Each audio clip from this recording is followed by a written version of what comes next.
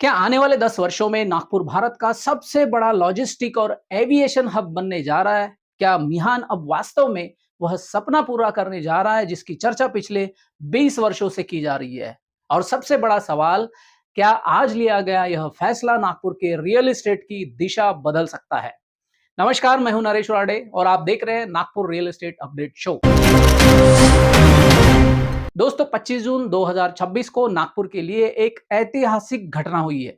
Doctor बाबा साहब Ambedkar international airport का संचालन आधिकारिक रूप से जीएमआर एयरो को सौंप दिया गया है।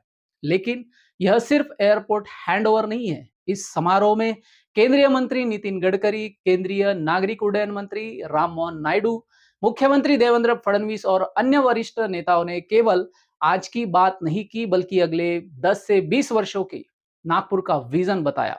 उन्होंने बताया कि मिहान एयरपोर्ट, कार्गो इंडस्ट्री, रोजगार और इंफ्रास्ट्रक्चर किस तरह मिलकर नागपुर को एक नई पहचान देने की दिशा में काम करेंगे।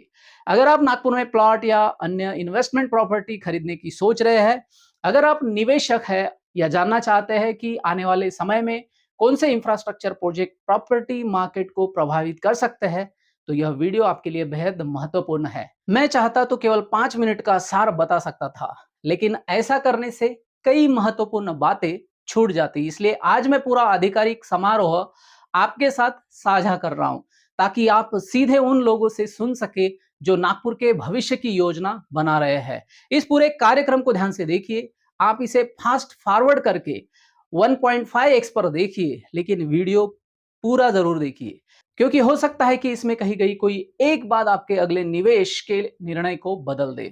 तो आइए देखते हैं 25 जून 2026 के इस ऐतिहासिक समारोह का पूरा आधिकारिक कार्यक्रम, जेएमआर एयरो का नागपुर एयरपोर्ट का vision. Nagpur, where agriculture meets trade, where manufacturing rises beside fertile fields, where the nation's great corridors cross. And here, at the center of it all, lies an important gateway. Following a competitive bidding process, GMR Aero has been chosen as the operator of Dr. Babasaheb Ambedkar International Airport, entrusted with a concession of 30 years and 30 more. GMR Aero arrives with a proven record of building airports that connect regions, enable growth, and create lasting value for the communities they serve. And now, that commitment turns towards Nagpur. The airport that stands today is familiar, functional, connected, but potential is only meaningful when it becomes momentum.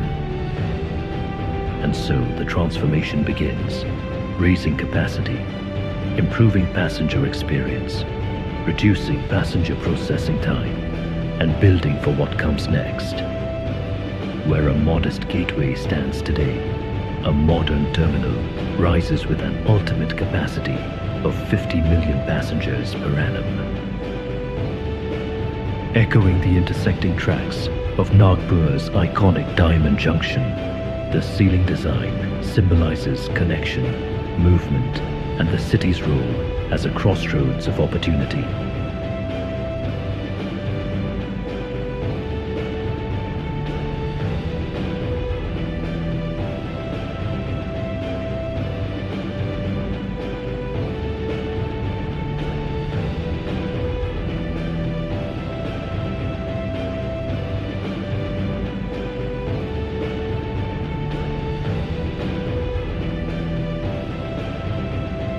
Alongside it, the cargo gateway expands, faster movement, smoother handling, carrying the produce and products of Vidarbha to buyers across India and around the world. Further ahead, a second runway stretches into view.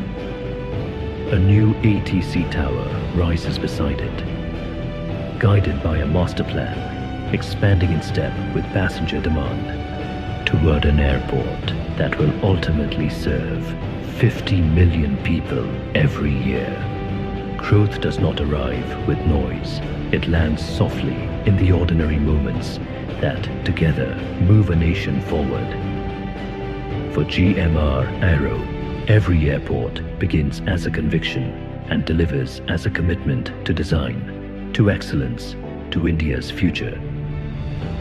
Just like Dr. Babasaheb Ambedkar International Airport, Nagpur, where the heart of India no longer waits, it leads.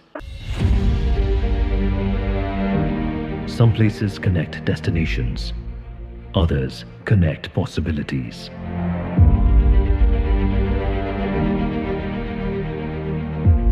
At the heart of India stands a city that has always looked beyond the horizon.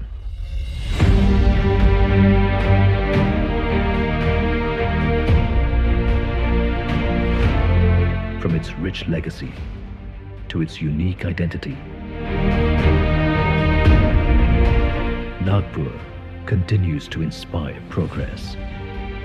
A spirit that is bold, confident, and always ahead. Where journeys converge, connections begin, and opportunities emerge. Guided by a rising star reaching towards new horizons. A symbol of connectivity, aspiration, and growth.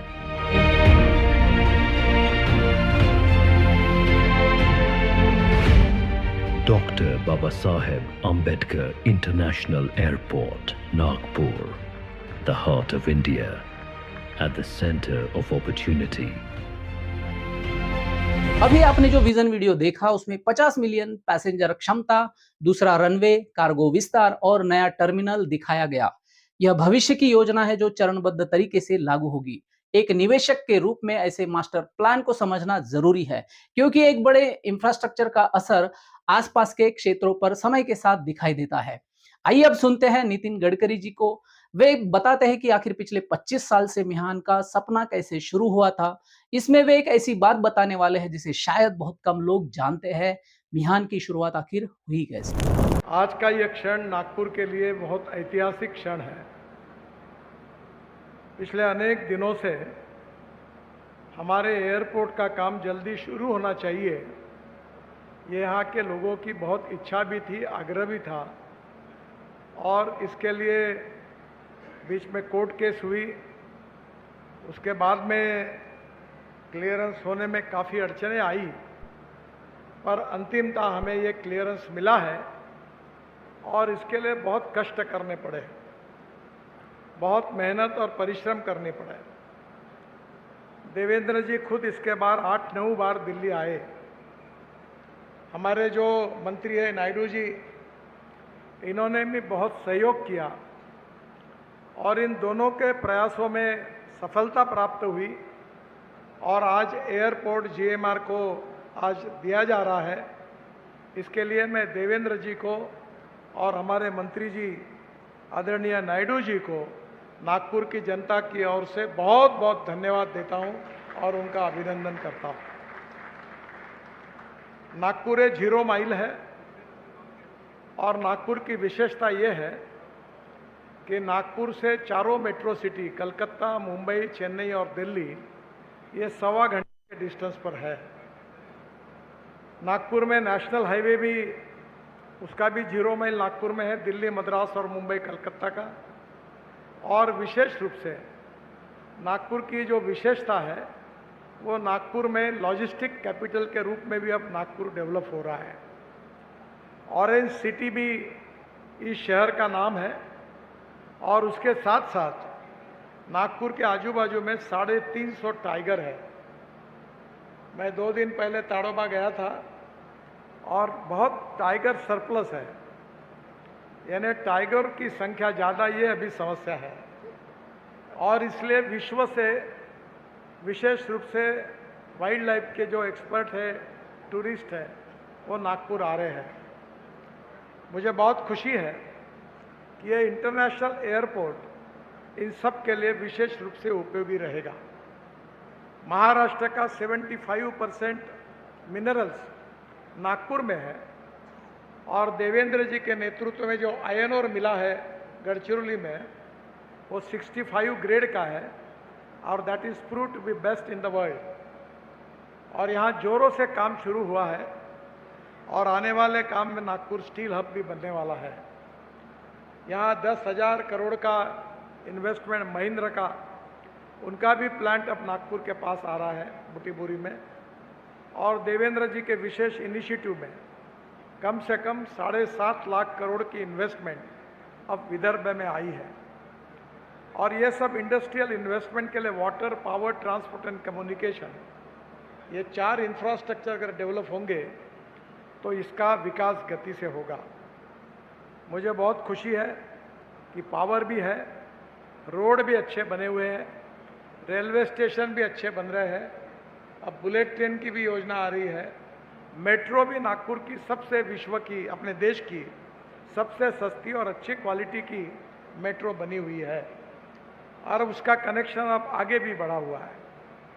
Nagpur में विशेष रूप से 49 engineering colleges हैं और यहाँ MRO air India का भी है और दूसरा प्राइवेट MRO जो प्रफुल्ल भाई का, वो भी उनका अभी यहाँ है।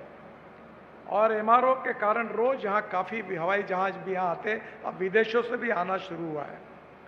यहाँ के इंजीनियरिंग कॉलेज में एविएशन इंजीनियरिंग भी है और इसलिए नागपुर की सिचुएशन ऐसी है कि तेलंगाना का आधा पार्ट, छत्तीसगढ़ का आधा पार्ट और मध्य प्रदेश के आधे पार्ट को नागपुर एयरपोर्ट नज़दीक है और इसके कारण यहाँ पोटेंशियल भी बहुत ज़्यादा है।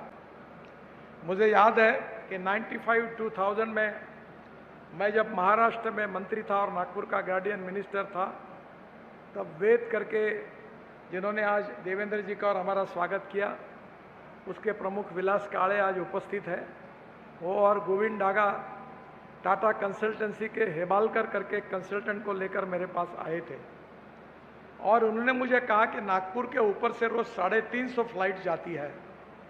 तो मैंने एकदम प्रश्न पूछा कि एक तो दिखती तो एक भी नहीं। तो उन्होंने कहा south east Asia, Indonesia, Malaysia, China, यहाँ से यूरोप की ओर जाने वाली और विशेष रूप से वे इसके साथ साथ जो कार्गो फ्लाइट्स है और पैसेंजर फ्लाइट नागपुर के ऊपर से जाती है। और उन्होंने मुझे समझाया कि इंटरनेशनल एयर कार्गो और पैसेंजर हब के लिए नागपुर एक अच्छी जगह है और उन्हीं के कहने पर 96 में योजना शुरू हुई, बाद में 98-99 में मिहान की स्थापना हुई और सबसे इम्पॉर्टेंट चीज़ है कि ये पैसेंजर हब भी है और कार्गो हब भी इसकी संकल्पना थी। मिहान में काफ़ी डेवलपमेंट हुई। उस समय यहाँ मिहान को विरोध करने वाले भी लोग थे, पर आज 1 लाख लोगों को मिहान में रोजगार मिला है। वर्ल्ड की सबसे लीडिंग IT कंपनी यहाँ है, टाटा है, सभी कंपनियाँ हैं, राफेल यहाँ बन रहा है और फाल्कन भी जल्दी बनेगा, ऐसा प्रॉमिस उन्होंने दिया है। जो हमारी डोसाल्ट है वो भी यहाँ बना रही है।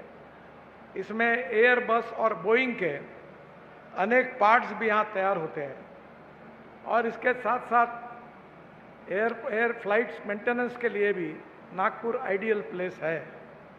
और उस समय जब हमने ये प्रोजेक्ट एयरपोर्ट अथॉरिटी के पास, जब ये एयरपोर्ट था, तो मैं जाहिर रूप से उस समय भी धन्यवाद दिए थे, आज भी दूंगा।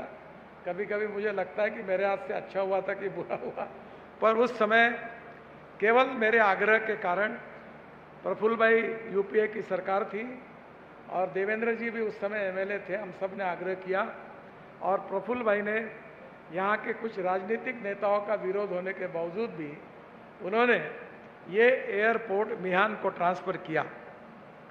बाद में देवेंद्र जी मुख्यमंत्री बने, उन्होंने टेंडर निकाला, फिर बाद में उनकी सरकार गई, दूसरी आई, उन्होंने स्टे किया, बाद में सुप्रीम कोर्ट, हाई कोर्ट की केसेस चली और ये कहानी इतिहास की है, वो भूतकाल में चली गई, उसको याद करने की कोई आवश्यकता नहीं है। पर अंतिमतः आज इसमें सफलता मिली है और ये सफलता मिली है, बहुत बड़ा योगदान है।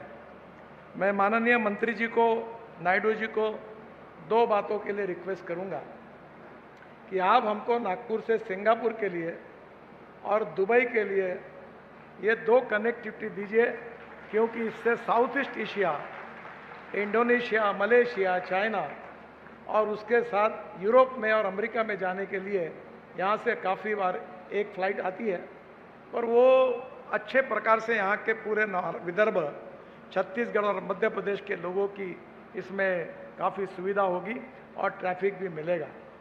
तो मुझे लगता है कि ये भी बात आपने ज़रूर सोची है।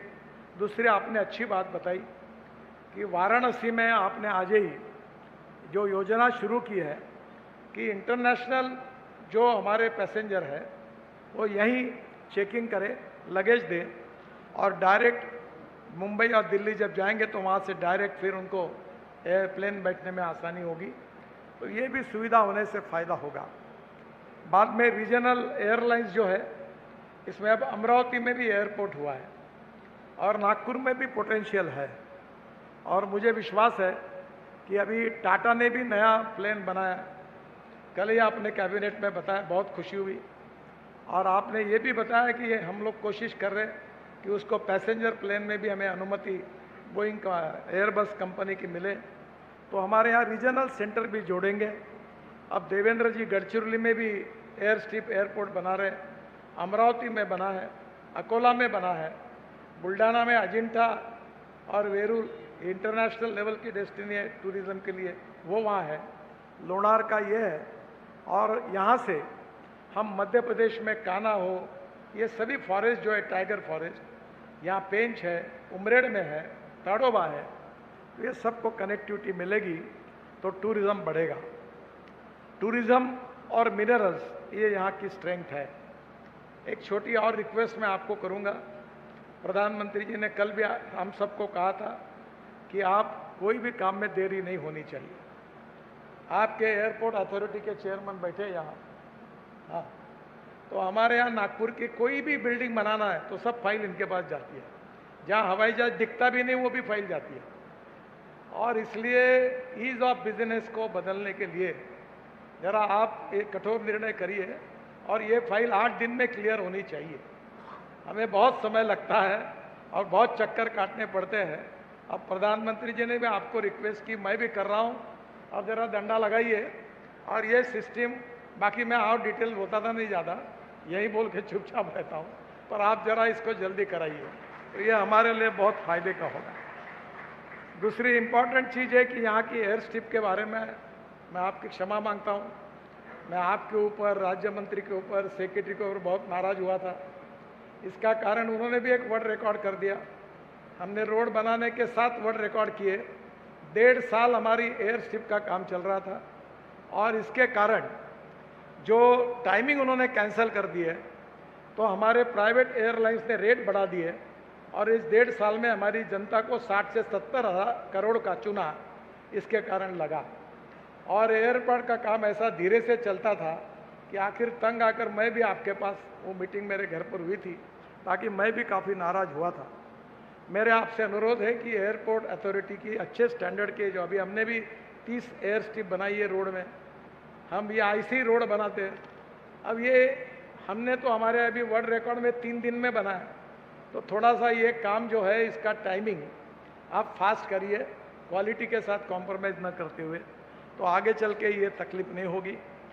जीएमआर के हमारे राजू जी को मेरी एक रिक्वेस्ट है कि आपका ये जो वर्धा रोड है, वहाँ से जो आपके एयरपोर्ट की एंट्री है, इसमें आउट ऑफ वे जाकर देवेंद्र जी ने मुझे कहा, और ये जो हमारा रोड 6 लेन बन रहा है पूरा वर्धा रोड, मैंने 400 करोड़ रुपए खर्चा करके NHAI की तरफ से, मैंने नहीं किया, हमने आपको कनेक्टिविटी जोड़ के दी। मेरे सेक्रेटरी ने फाइल पर लिखा था कि मुंबई एयरपोर्ट पर कनेक्टिविटी प्राइवेट जिनको एयरपोर्ट मिला उन्होंने की है, तो ये खर्चा वो दे, उनसे लिया जाए। पर मैंने आपको बिना पूछे वो हमारे NHAI से करके ये कनेक्टिविटी आपको करके दी है। आपको 900 हेक्टेयर शायद जगह मिली है। अब ये नागपुर डिवाइड हुआ है रेलवे लाइन से, ये वर्धा रोड है।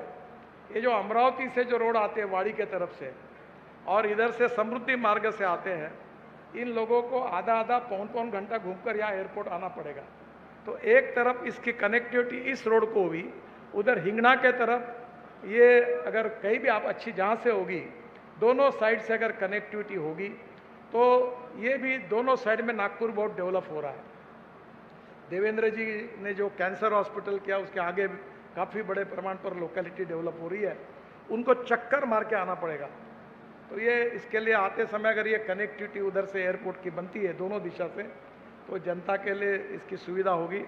इसका आप जरूर विचार करिए।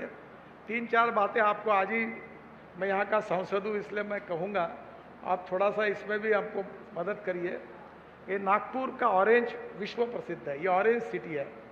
अभी हमने ऑरेंज का मार्केटिंग शुरू किया है। कल हमारे एविएशन मंत्री जी ने कहा कि उनके सहयोग के कारण नॉर्थ ईस्ट की लीची अब दुबई चली गई, तो हमारा संतरा भी विश्व में जाना चाहिए। तो अभी आपके एयरपोर्ट पर संतरा, और हमने एक संतरा बर्फी बनाई है, यानी नकली बर्फी नहीं, जीनियस नई प्योर बर्फी बनाई, जूस डालकर मदर डेयरी ने। और मदर डेयरी का 1000 करोड़ का प्लांट लगभग पूरा हो रहा है, और वो बर्फी बहुत अच्छी है। आज आपको खिलाते पर आज मुझे मालूम नहीं, याद नहीं रहा, तो उसके लिए आप मदर डेयरी को और उसको 2 स्टॉल दीजिए। दूसरे आप वेजिटेरियन हो कि नॉन वेज वाले हो मुझे पता नहीं, पर नागपुर में जितने लोग बाहर से आते हैं वो यहाँ सावजी मटन खाते हैं। सावजी अब वर्ल्ड लेवल का ब्रांड बना हुआ है। मेरे गांव में जो सावजी, हमारे रोज 70-80 गाड़ियाँ नागपुर से आती है, सभी हाईकोर्ट जजेस से लेकर अधिकारी से लेकर सब आते हैं। तो सावजी हमारी आइडेंटिटी बनी है। तो सावजी के लिए, ऑरेंज के लिए, और उसके साथ एक हैंडलूम वेवर का शहर है, तो एक उसका भी पैवेलियन के लिए 2-3 बातें जो नागपुर की कल्चरल आइडेंटिटी जो यहाँ की है वो अगर इसमें कायम रहेगी तो मुझे लगता ये भी बहुत बड़ा फ़ायदा होगा यहाँ के डेवलपमेंट के लिए। मैं आप सबको बहुत बहुत धन्यवाद देता हूँ, अभिनंदन करता हूँ। आदरणीय मंत्री जी के भी आभार व्यक्त करता हूँ, देवेंद्र जी के विशेष आभार व्यक्त करता हूँ, क्योंकि उनके पास पेशेंस भी है कि वो 8 चक्कर, मेरे पास नहीं है। मैं 1-2 बार जाके बोलता है हटाओ, होता है तो होता है, नहीं तो नहीं होता है। और वो लगातार कोशिश करते रहे, और उनके प्रयासों में कोर्ट केस के भी प्रॉब्लम आए, कोर्ट में सुनवाई नहीं होती थी, अब उसके लिए भी काफ़ी दिन अटके हुए थे, फिर निर्णय होने के बाद भी अटके हुए थे। खैर, हिंदुस्तान का लोकतंत्र और हमारा सबके ऊपर विश्वास है, इसलिए जिन जिन लोगों ने हमको तकलीफ दी है उनको भी हम धन्यवाद देते हैं, उनके भी आभार मानते हैं, क्योंकि हमारे नसीब में लिखा होगा। पर अब अंतिमता ये मिला है, और इसके लिए मैं बहुत खुशी जताता हूँ, और नागपुर की जनता की ओर से आपको धन्यवाद देता हूँ। और राजू जी, आपको इस काम में हम पूरा सहयोग करेंगे, ये विश्वास देता हूँ। बहुत बहुत धन्यवाद, नमस्कार। यही कारण है कि मैं अपने वीडियो में कहता आया हूं कि नागपुर की सबसे बड़ी ताकत इसकी भौगोलिक स्थिति है।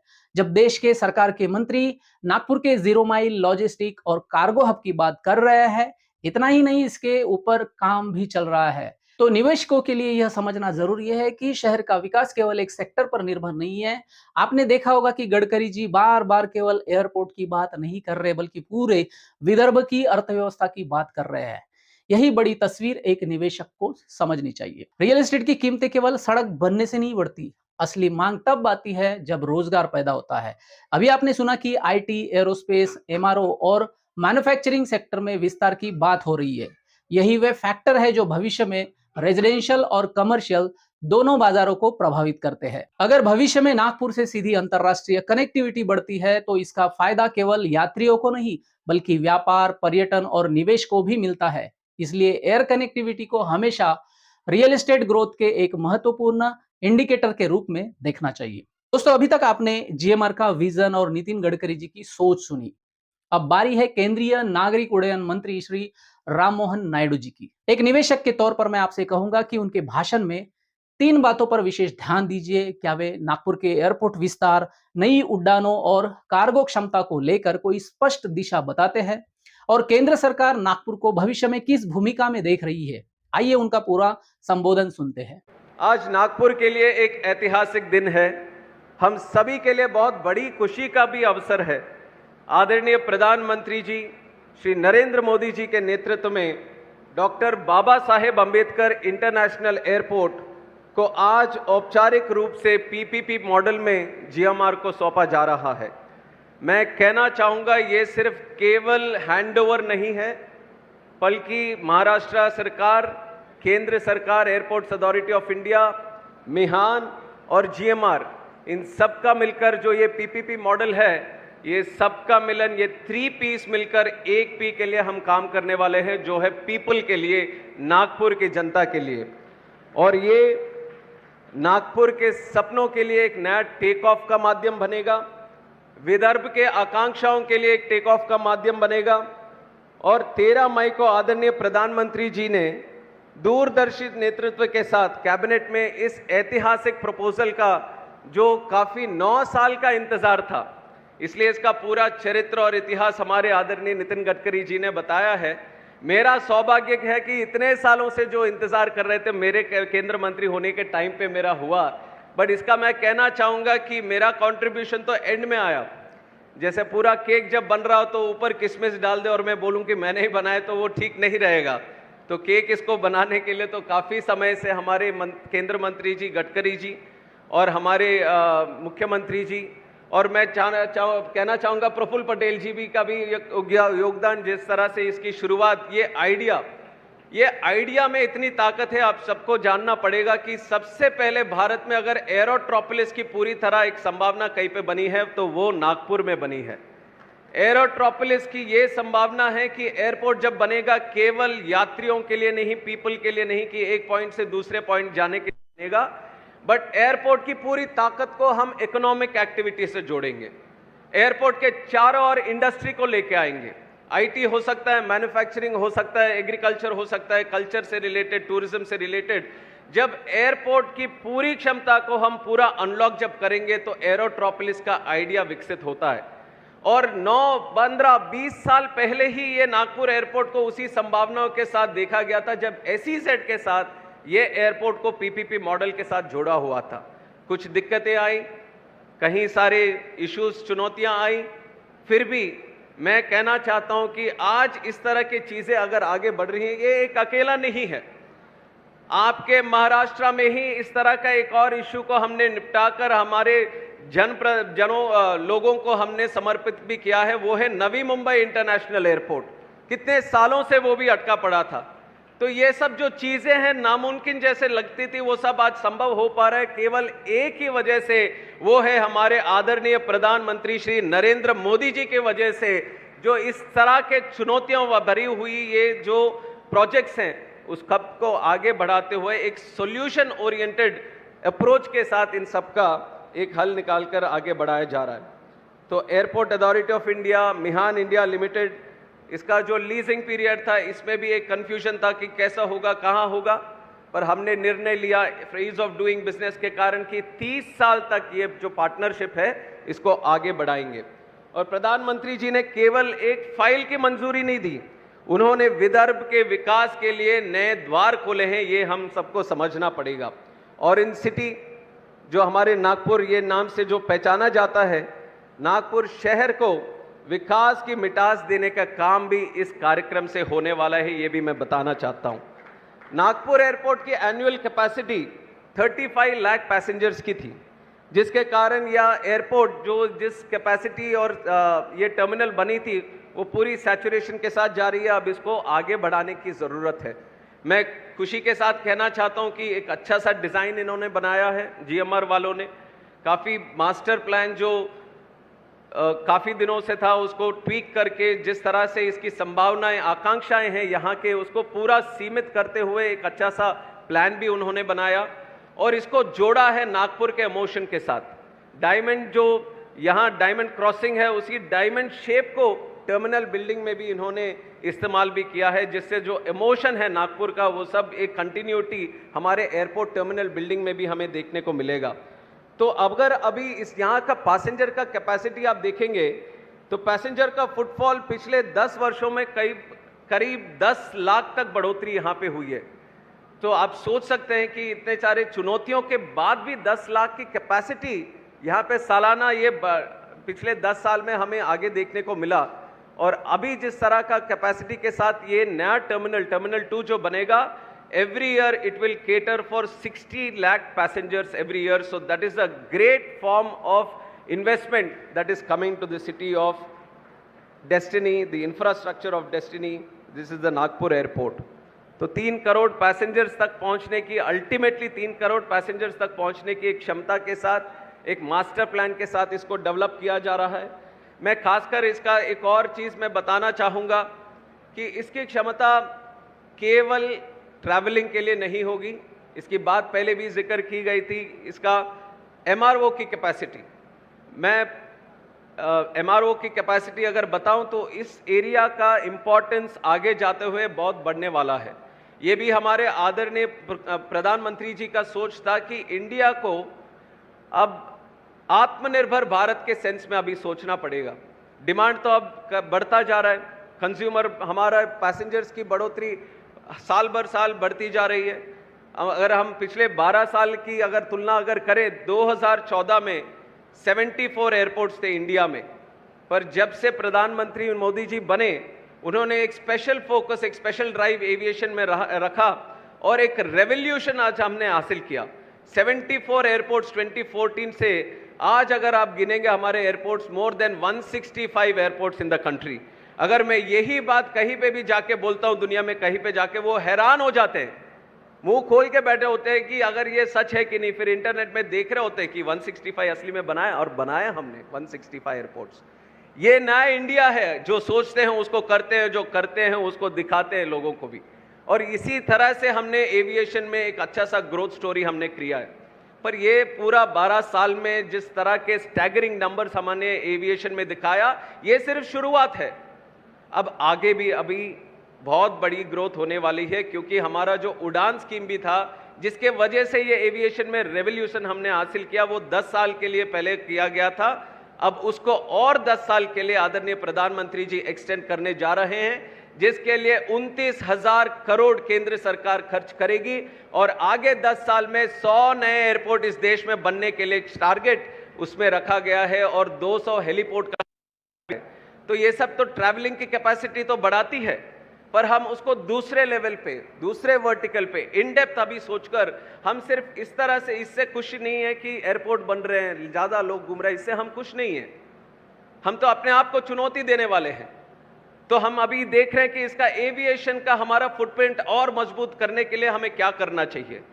तो एक दो चीजें हैं उसमें, जिसमें एमआरओ एक बहुत बड़ी ऐसी पोटेंशियल एरिया है। आज अगर एमआरओ कराना है तो इंजन के लिए, कंपोनेंट्स के लिए हमें दूसरे देशों में जाना पड़ता है, तो उसके लिए हमारा फॉरेक्स का लॉस होता है, टाइम का लॉस होता है, और वो सब प्रभाव हमारे इंडियन पैसेंजर पे पड़ता है। तो एक लोकल इंडिया में ही पूरी तरह से एमआरओ कैपेसिटी सक्षम बने, उसके विजन के साथ हम आगे बढ़ा रहे हैं। उसमें से मैं कह सकता हूं कि एमआरओ हब के लिए सबसे खास जगह हमारे नागपुर जगह है। ज्योग्राफिकली अगर देखा जाए, वेदर के हिसाब से देखा जाए, और कनेक्टिविटी के हिसाब से देखा जाए, स्ट्रेटजी के हिसाब से देखा जाए, हर कोने से, हर तरह से हमारा नागपुर एकदम बेस्ट सूटेड प्लेस है एमआरओ हब इस कंट्री का बनने के लिए। उसी के हिसाब से AIESL, उनके यहाँ पे जो एमआरओ वाइड बॉडी का है वो भी यहाँ पे बना है। 2 रनवे भी बनने, एक रनवे ऑलरेडी बना है, दूसरा रनवे भी यहाँ पे बनेगा, जो कोड ई, जो बड़े एयरक्राफ्ट है उसके लिए भी यहाँ पे शामिल होगा।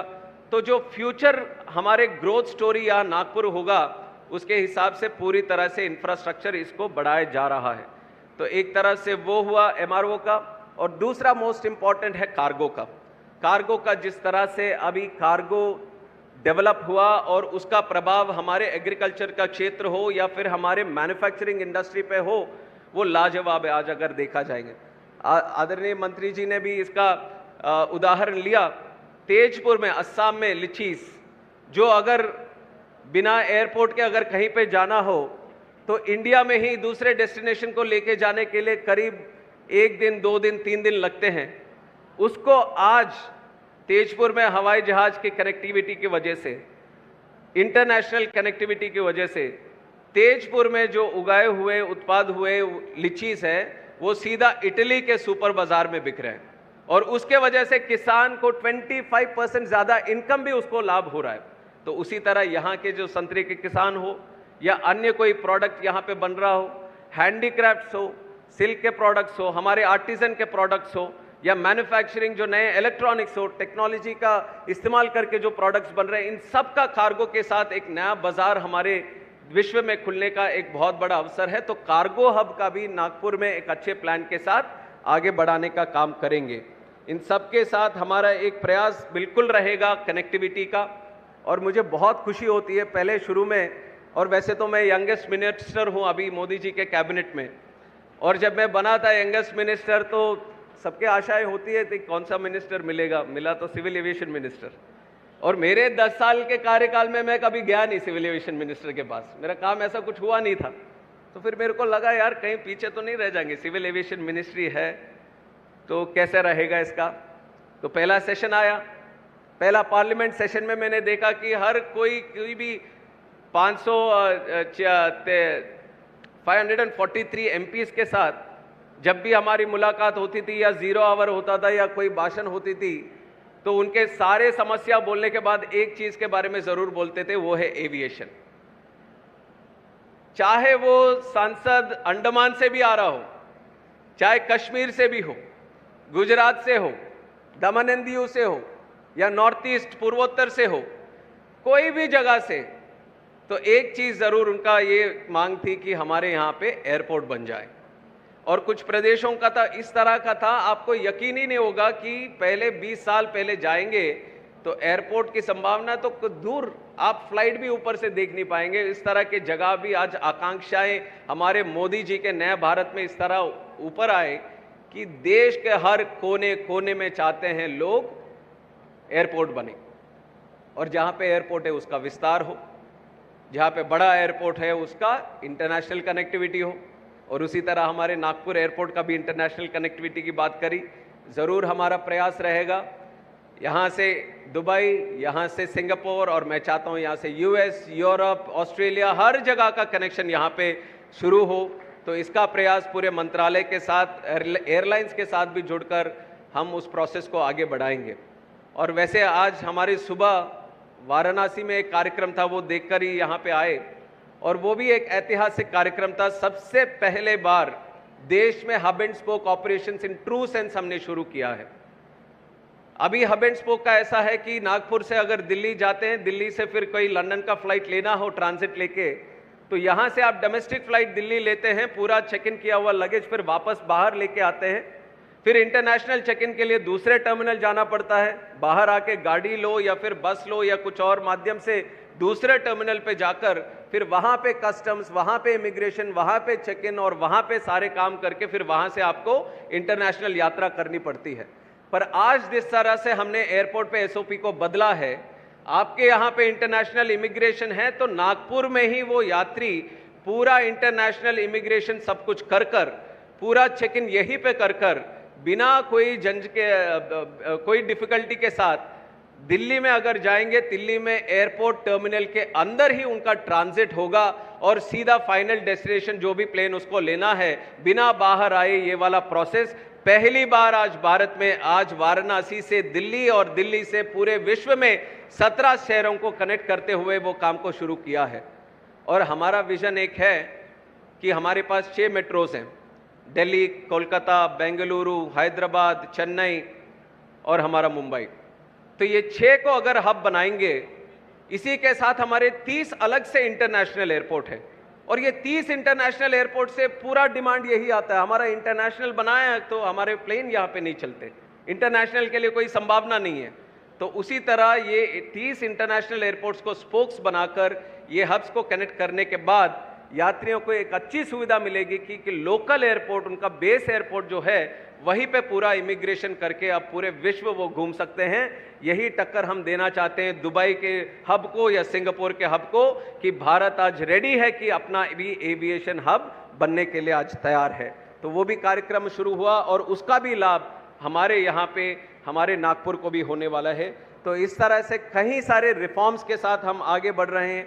आज जिस तरह से हमारे प्रधानमंत्री जी का सोच है, रिफॉर्म, परफॉर्म, ट्रांसफॉर्म और सबसे इंपॉर्टेंट है इनफॉर्म, तो ये सब चीज़ों का ये मंत्रा को हम अपनाकर हम हमारे मंत्रालय में काम कर रहे हैं। और मैंने एयरपोर्ट अथॉरिटी ऑफ इंडिया का भी, और गडकरी जी अपने अनुभव के साथ सही पहचाना है, कुछ चीज़ें तो बदलनी चाहिए। मैं मंत्री होकर बोल रहा हूँ कि एआई में बदलना चाहिए, और मैंने भी उनको टास्क दिया है कि हर महीने आप एक नया रिफॉर्म लेके आओगे और बताओगे कि इस रिफॉर्म के साथ लोगों को क्या फायदा हुआ है। तो ये टास्क पे मैंने ऑलरेडी लगाया है। और उसके साथ ही उनके पास जो हाइट रिस्ट्रिक्शंस है, वो वर्ड यूज नहीं किया होगा, तो बिल्डिंग का परमिशन, वो हाइट रिस्ट्रिक्शंस जो यहाँ पे क्रेडाई के हो या फिर रियल एस्टेट में अगर कोई हो तो उनको पता होगा, तो उसका प्रॉब्लम वहीं पे आता है। उसको भी टेक्नोलॉजी इन्वॉल्व कर किस तरह से एक नया सॉल्यूशन निकल सकता है, उसका प्रयास हम कर रहे हैं। और मुझे पूरा विश्वास है इसको भी एक यूज़र फ्रेंडली तरीके के साथ, ईज़ ऑफ डूइंग बिजनेस तरीके के साथ उस काम को भी हम अपनाएंगे, जिससे पूरा फ़ायदा कंस्ट्रक्शन बिजनेस को, रियल एस्टेट को, और ख़ास करके आम आदमी जिनका सपना होता है कि अपना घर उनको मिले, तो उन सब के उसमें सेंस में वो आगे बढ़े, तो वो भी काम हम करने वाले हैं। तो बहुत बड़ा पोटेंशियल है नागपुर एयरपोर्ट में।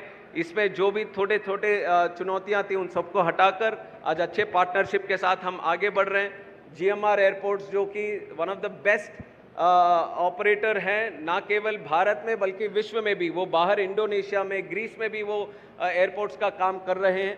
आज इंडिया में ही अगर आप देखेंगे तो करीब 40 to 45% ऑफ इंडियन ट्रैफिक वो हैंडल करते हैं, जितने भी पैसेंजर्स हैं। दिल्ली 80 मिलियन का कैपेसिटी का है, हैदराबाद 40 मिलियन का है, और भोगापुरम अभी बनने वाला है हमारे क्षेत्र से आंध्रा में, वो भी 6 मिलियन का बन रहा है। मोपा गोवा का एयरपोर्ट वो हैंडल कर रहे हैं, और 5वीं नागपुर का भी उसी एयरपोर्ट्स के लिस्ट में उनका शामिल हुआ है। तो मुझे पूरा विश्वास है वो भी आगे जाते हुए जिस संभावनाओं के साथ हम ये MOU पार्टनरशिप हमने किया उसका पूरा जस्टिस करेंगे वो आगे जाते हुए। GMR ग्रुप के साथ अगर मैं कहना चाहूँ, एक तो मंत्री होने के नाते एक का कनेक्शन है जो ही एविएशन है, दूसरा ए का कनेक्शन है हमारा आंध्रा का कनेक्शन भी है।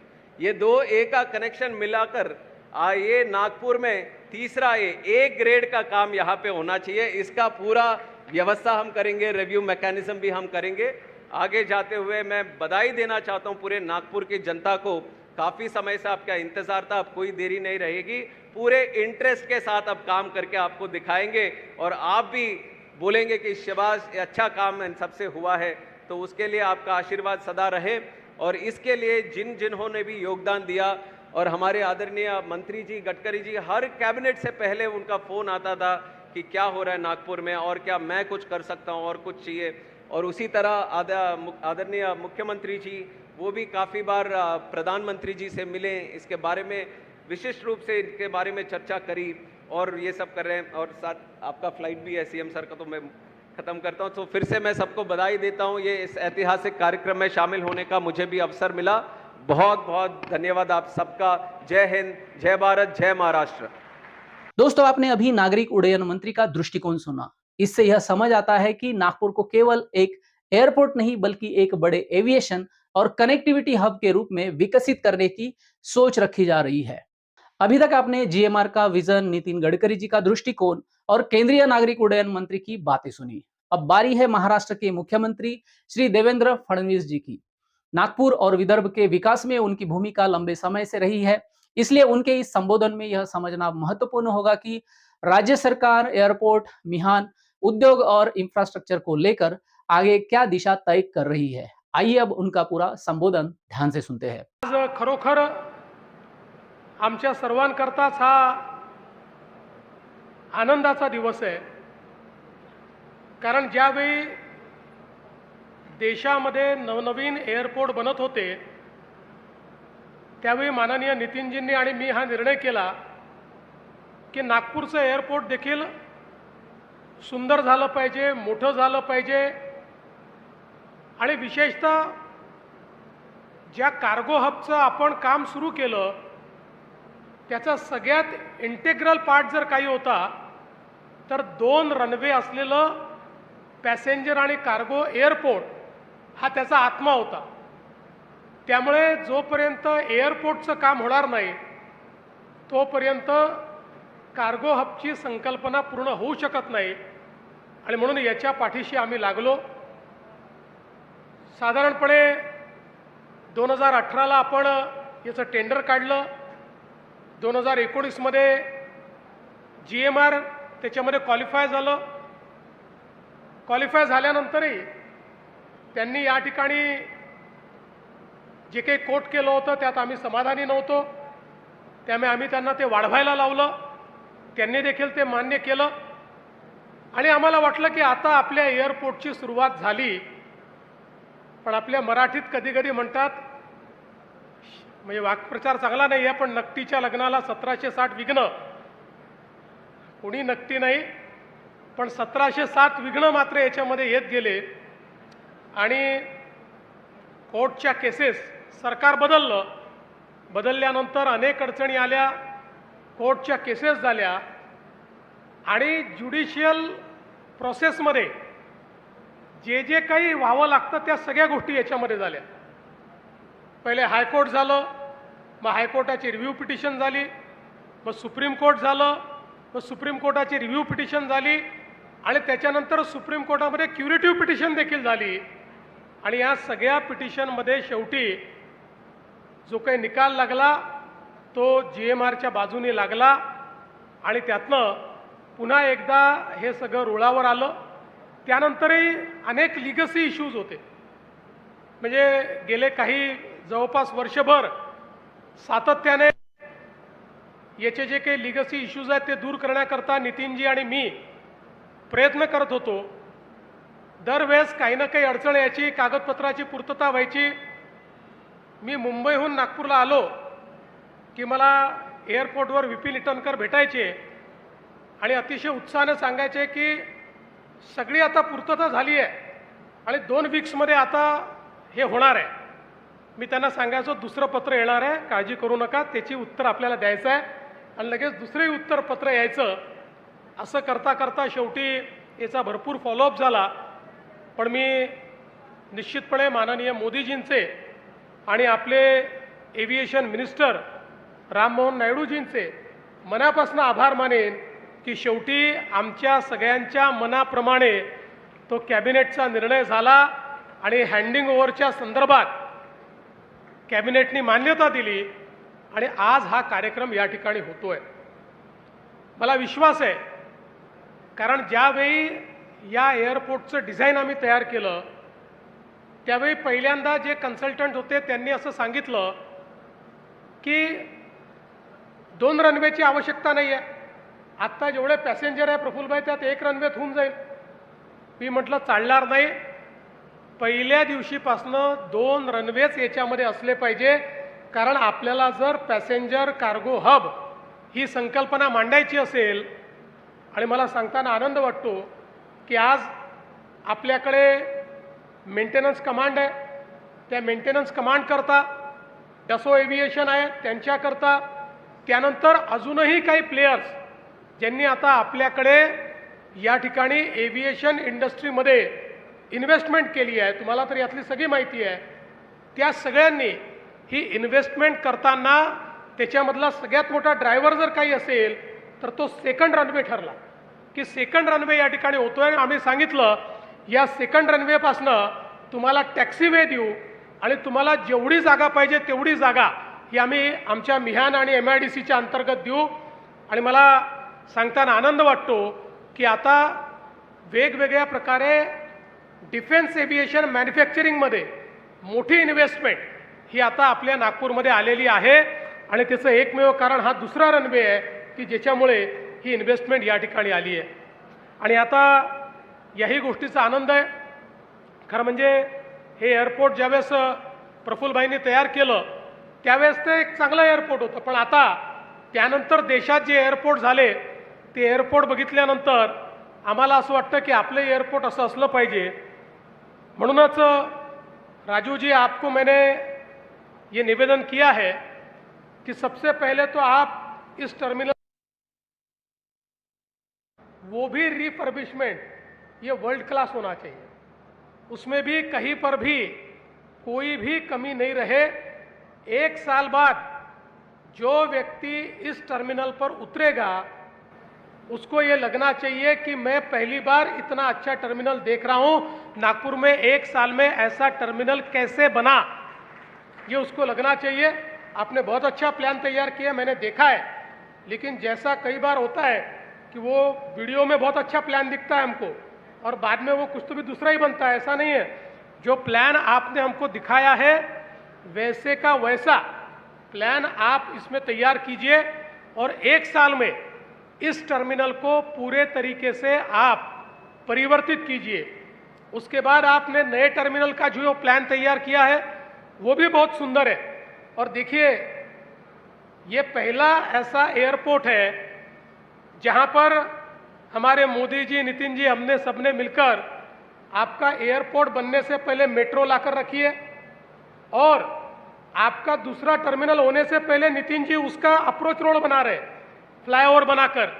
तो मुझे लगता है कि ये पहली बार ऐसा हो रहा है कि कहीं एयरपोर्ट बनने से पहले उसका पूरा सपोर्टिंग इंफ्रास्ट्रक्चर, उसके कम्यूटेशन की व्यवस्था, उसकी कनेक्टिविटी, इसको हम पूरा करेंगे।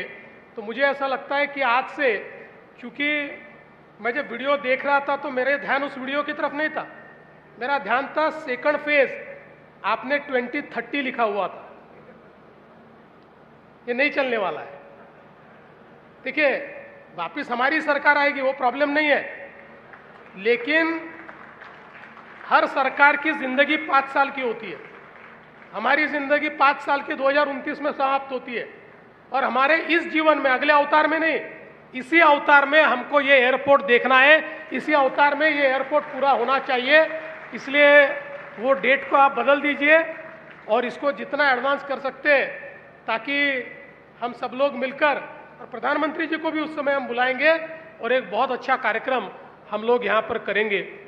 जैसा हम सभी लोग जानते हैं कि ये केवल एक एयरपोर्ट नहीं है, ये नागपुर और विदर्भ के और सेंट्रल इंडिया के ग्रोथ का, इकोनॉमिक ग्रोथ का सबसे बड़ा इंजन ये एयरपोर्ट बनेगा।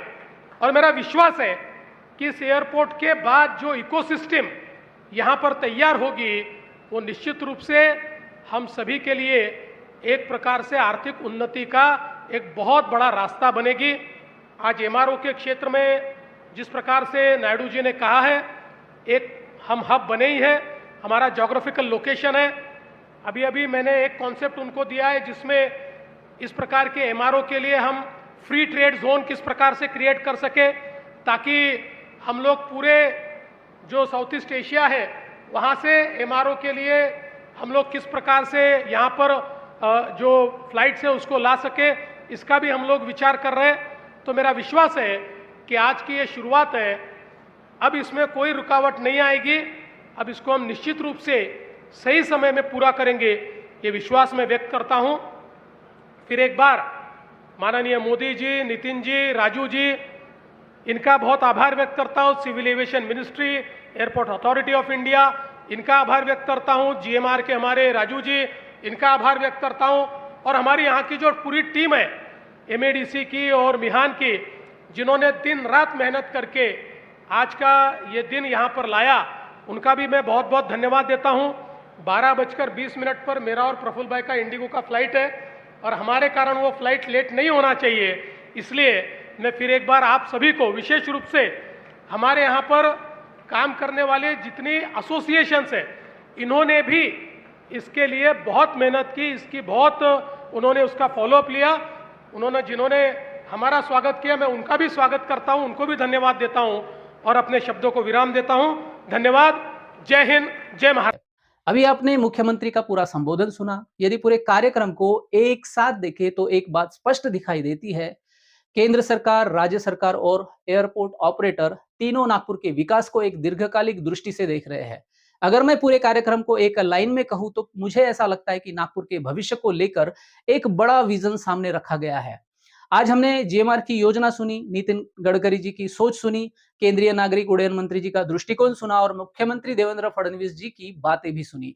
इन सभी बातों में एक चीज बार बार सामने आई, नागपुर को आने वाले समय में इंफ्रास्ट्रक्चर, उद्योग, एयरपोर्ट और कनेक्टिविटी के जरिए आगे बढ़ाने की कोशिश की जा रही है। लेकिन मैं आपसे एक बात जरूर कहना चाहूंगा, किसी भी शहर का विकास एक दिन में नहीं होता और न ही किसी एक घोषणा से प्रॉपर्टी की कीमतें बदल जाती है। दोस्तों, अगर इस कार्यक्रम को देखने के बाद आप नागपुर में निवेश करने के बारे में गंभीरता से सोच रहे हैं तो जल्दबाजी में कोई फैसला मत लीजिए। पहले सही लोकेशन, कानूनी दस्तावेज, भविष्य की विकास योजनाएं और अपने बजट को अच्छी तरह से समझिए। ऐसे कार्यक्रमों को देखिए, जानकारी जुटाइए, जमीन पर क्या काम हो रहा है उस पर नजर रखिए और उसके बाद ही अपना फैसला लीजिए। अगर आपको इन सभी बातों को समझने में किसी प्रकार की मदद चाहिए या आप नागपुर में अपनी जरूरत और बजट के अनुसार सही निवेश विकल्प पर चर्चा करना चाहते हैं तो वीडियो के डिस्क्रिप्शन में दिए गए व्हाट्सएप लिंक पर मुझसे संपर्क कर सकते हैं या फिर इस व्हाट्सएप नंबर पर भी मुझसे संपर्क कर सकते हैं। मैं और मेरी टीम आपकी आवश्यकताओं को समझकर आपको जानकारी के आधार पर सही निर्णय लेने में मार्गदर्शन करने की पूरी कोशिश करेंगे।